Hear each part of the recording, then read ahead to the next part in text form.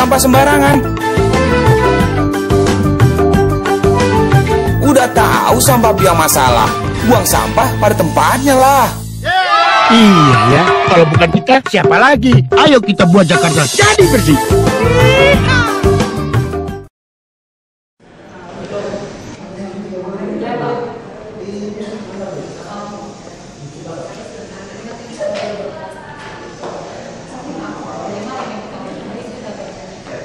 Anti korupsi. Apa artinya ya Pak Jun? Artinya apa ya? Bunyikan dulu lah artinya. Ulang lagi deh yang lain. Burung elang terbang di udara, terbang meninggi menembus awan. Diungkapkan bahwa kita senang dengan pantun. Masih ada pantun? Masih banyak untuk nanti Pak Jun. Iya. Nanti habis. Jangan dikeluarkan dulu. Itu senjata Bu Henry untuk kita. Kita bangga pada beliau sebagai gubernur kita. Ya, untuk memberi semangat pagi, spirit pagi, kita berikan aplaus untuk Bapak Gubernur kita. Sekali lagi, kita beri aplaus untuk Gubernur kita. Sekali lagi selamat datang kepada Bapak Gubernur Provinsi DKI Jakarta. Kemudian yang terhormat Bapak Kepala Kejaksaan Tinggi DKI Jakarta. Yang terhormat Bapak, Ibu, hadirin sekalian yang berbahagia, juga anak-anak kita, selamat pagi, dan selamat pagi. Alhamdulillah, puji syukur kita panjatkan kehadirat Allah Subhanahu wa Ta'ala, bahwasanya di pagi hari yang cerah ini kita akan laksanakan kegiatan dalam rangka memperingati Hari Anti Korupsi Transparan Tanpa Korupsi. Dengan subtema pentingnya untuk mempersingkat waktu akan kami bacakan susunan acara sebagai berikut.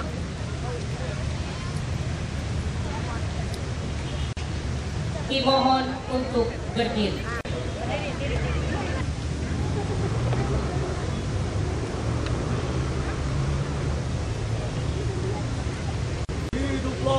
Indonesia Raya, Indonesia tanah airku, tanah tumpah darahku.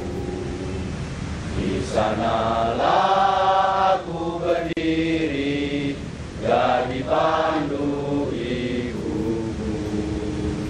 Indonesia kebangsaanku, bangsa dan tanah airku, marilah kita berseru, Indonesia bersatu.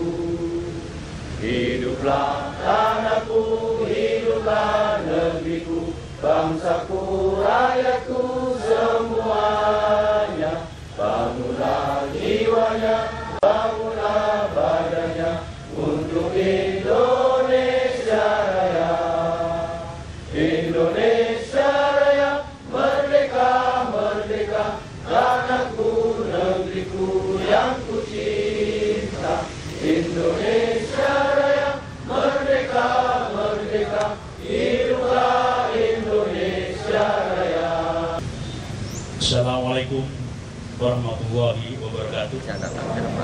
Selamat pagi, sejahtera untuk kita semua. Yang terhormat Bapak Gubernur Provinsi DKI Jakarta, yang kami hormati Bapak-bapak narasumber, Bapak-bapak jajaran Provinsi DKI Jakarta, khususnya yang kami ajak kerjasama di sini, Kepala Dinas Pendidikan, para guru, pengurus milik sekolah, serta anak-anakku, para pelajar yang saya cintai dan banggakan.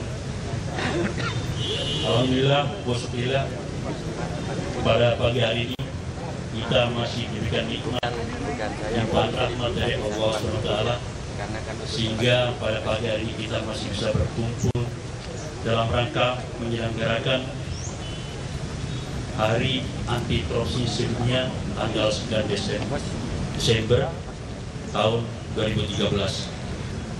Berkenan bersama-sama menyelenggarakan peringatan Hari Anti Korupsi pada pagi hari ini. Mungkin perlu sampaikan kepada Bapak Ibu hadirin bahwa pembicaraan untuk memutuskan acara ini bersama tidak lebih dari 3 menit. Dan catatan itu bagi kami dari Kejaksaan Tinggi di Jakarta suatu hal yang luar biasa, respon dari Bapak Gubernur yang melaksanakan acara ini hanya memakan waktu lebih dari 3 menit. Pembangunan jangka menengah 2010-2014 menargetkan di akhir tahun 2014 diharapkan pencapaian Corruption Perception Index adalah pada nilai 5. Hal tersebut merupakan tantangan bagi setiap elemen bangsa untuk mencapai hal tersebut, termasuk Kejaksaan Republik Indonesia umumnya dan Kejati DKI Jakarta khususnya. Oleh karena itu, pada peringatan Hari Anti Korupsi 9 Desember 2020 ini, Kejaksaan Republik Indonesia mengusung tema mewujudkan Indonesia bersih, transparan, tanpa korupsi. Pencapaian Indonesia bersih tanpa korupsi bukanlah semudah membalikan tangan, namun demikian segala hambatan dan tantangan dalam pencapaian tujuan mulia tersebut tidaklah boleh mematahkan semangat segenap elemen bangsa untuk berusaha sekuat tenaga dalam memberantas korupsi. Karena usaha pemberantasan korupsi itulah sesungguhnya kesuksesan yang akan kita raih. Sebagaimana tercermin dalam ungkapan success is journey not a destination, atau kesuksesan adalah sebuah perjalanan, bukan suatu tujuan. Jokowi, kami persilakan.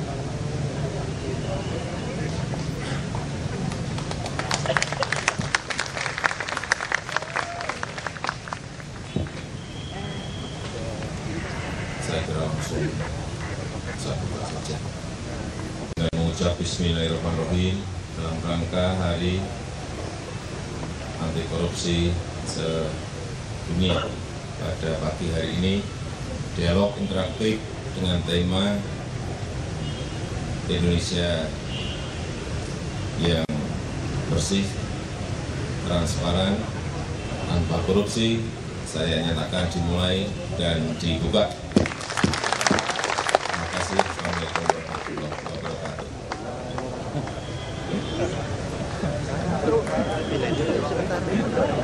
Selanjutnya, Seperti Bapak Gubernur Pak Menteri sebelum saya hadir. Judul kita pada pagi hari ini mewujudkan Indonesia bersih, transparan. Berkali-kali tadi telah disampaikan korupsi telah merenggut hak-hak sosial daripada masyarakat dan termasuk hak-hak ekonomi dari masyarakat. Kita tahu kalau korupsi terjadi maka harga akan tinggi, kemudian daya saing akan rendah, dan kemudian produk yang akan kita peroleh outputnya adalah produk yang tidak bernilai mutu.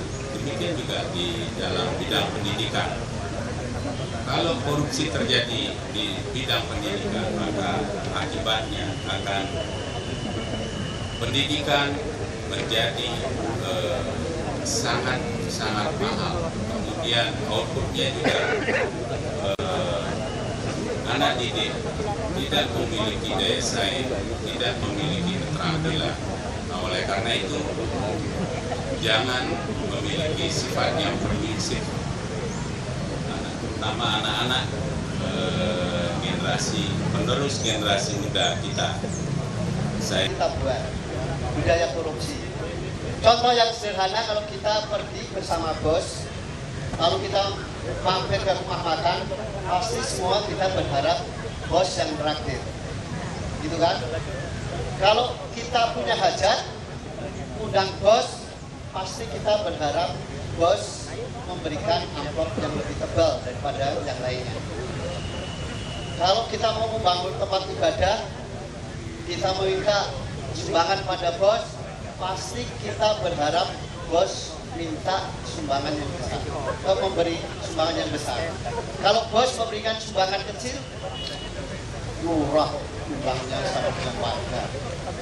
Atau kepala sekolah kok nyumbangnya sama dengan warga. Nah, dari mana bos memperoleh semua ini? Terpaksalah ngumpet sana ngumpet sini. Jadi kita ini sebetulnya berkontra. Kalau saya sederhana saja. Dua hal yang mengendalikan kita tidak korupsi. Yang satu, berpikir rasional. Yang kedua, hidup sederhana. Berpikir rasional itu gimana? Kalau seorang jenderal, tunjangannya kira-kira pendapatan gajinya rumah kira-kira sekitar 14 juta, hidupnya mewah, bisa bangun villa di puncak berlitar-litar, kita bertanya uangnya dari mana? Kalau seorang politikus muda-muda beli baju sampai puluhan juta, kita bertanya uangnya dari mana? Ternyata uangnya hasil korupsi, kita tahu setelah masuk duit. Nah, ini rasional. Jadi kalau kita berpikir rasional, kita selalu akan mengeluarkan pengeluaran tidak melebihi pendapatan kita. Itu satu. Kedua, hidup sederhana. Kalau hidup sederhana, ya untuk apa kita harus korupsi? Kalau bisa saya naik angkutan umum kemana-mana, ya saya naik angkutan umum. Sehingga orang nggak percaya kalau saya tidak punya mobil, ya saya nggak punya mobil. Orang bilang, oh masa iya, karena saya memang nggak mampu di mobil. Jadi kemana-mana ya saya naik angkutan umum. Ya. Masa sering masuk TV nggak punya mobil? Ya. Masa nggak punya kartu kredit? Enggak. Jadi saya nggak punya kartu kredit, nggak punya mobil karena apa? Ya uang saya nggak cukup. Nah kalau kita menjalankan hidup semacam itu, maka sebetulnya korupsi nggak keluar. Saya bersyukur ibu saya sekarang usianya 84 tahun tidak pernah minta uang kepada anak-anaknya sekalipun. Karena apa? Prinsip dia kalau minta uang pada anak-anaknya itu membebani anak. Apalagi tanya, kamu udah beli mobil belum? Dugaan saya, meskipun saya belum pernah tinggal dengan orang tua Pak Jokowi, prinsipnya sama gitu ya Pak. Jadi ya udah, yang ada aja kita jalani aja. Jadi karena orang tua tidak memberikan beban-beban itu, maka kami juga enak saja tidak. Itulah sebabnya meskipun kami tidak giat berbicara tentang anti korupsi, tapi insya Allah kami keluarga tidak buruk karena kami menjalankan hidup sederhana dan berpikir rasional. Itu saja. Karena itulah keluarga itu menjadi basis untuk menolak untuk anti korupsi. Jujur saja Pak Jokowi, saya tidak percaya dengan pendidikan anti korupsi. Karena apa? Siapa yang memberikan pelajaran anti korupsi? Bagaimana caranya? Jadi saya ketika orang rame-rame mengusulkan pendidikan korupsi masuk kurikulum, saya nggak percaya. Saya nggak pernah setuju. Karena kuncinya pada berpikir rasional dan hidup sederhana, dan itu semua basisnya pada keluarga. Demikian, terima kasih. Ya.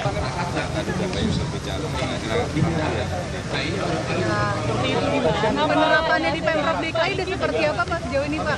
Penerapannya Pak? Penerapan gitu. Ya, kita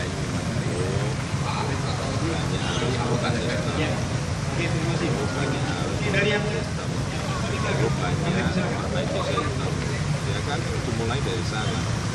Saya kira memang sudah pendidikan itu merupakan level pertama, level yang sangat fundamental, level yang sangat dasar sekali dalam rangka membangun sebuah budaya, membangun sebuah karakter, membangun sebuah mental, membangun sebuah sikap, perilaku dalam rangka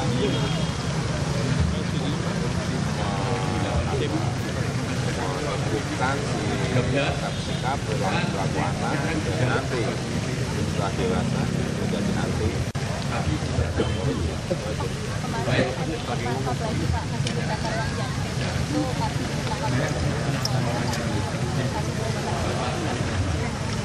tahun 2004. Untuk penerapan anti korupsi di kalangan Pemprov DKI sudah sejauh apa? Membangun sistem.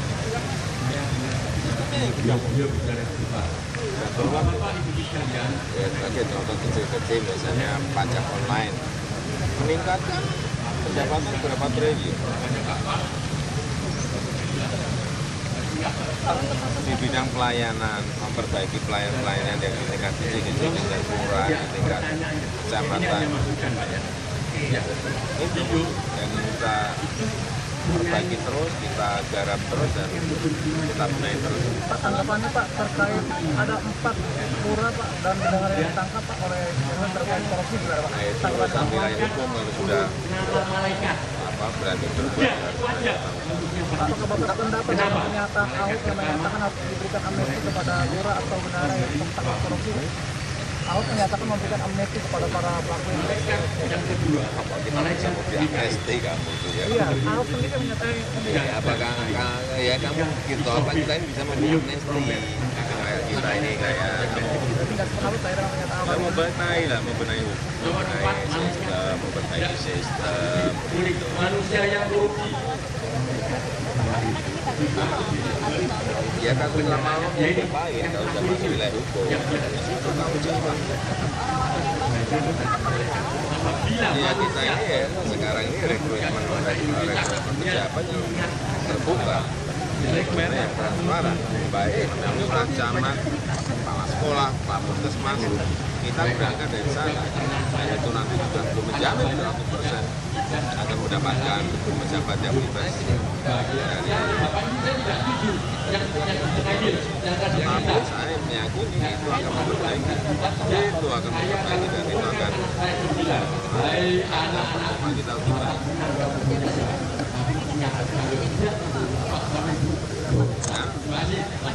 Terima kasih Pak Susana.